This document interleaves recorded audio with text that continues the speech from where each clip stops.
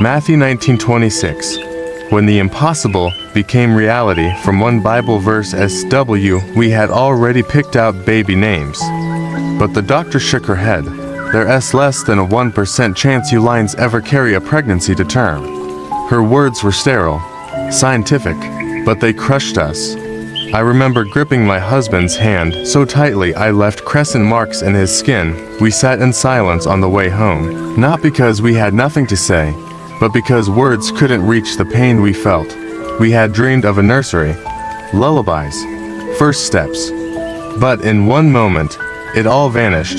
That night, I opened my Bible looking for comfort, but found anger instead.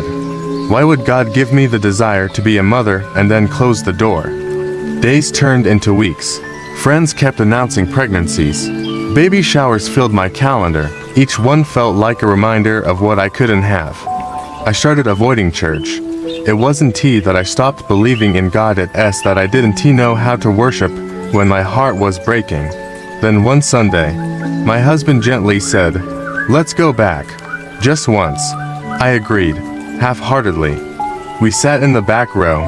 I kept my arms crossed until the pastor read a verse that sliced through my numbness. With man this is impossible, but with God all things are possible. Matthew 19:26. I don't remember the rest of the sermon. Just that verse, all things. I didn't know if that meant healing, or peace, or a baby, but something about those words made me hope again. I began to pray not just for a miracle, but for faith in the waiting.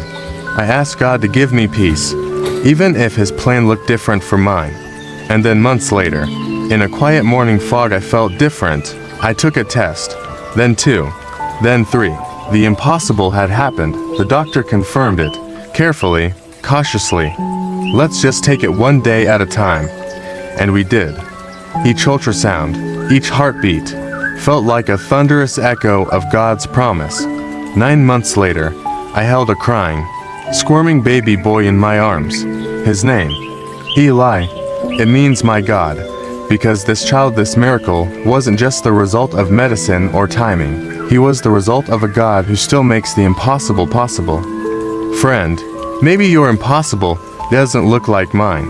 Maybe it's a mountain of debt, a broken relationship, a habit you can't break, or a future that feels too far gone. But I want you to know God's not limited by statistics, or logic, or human understanding. What's impossible for you is easy for Him. Believe again, hope again, pray again, because with God, all things are possible. Share and comment this if you believe God still writes the best stories.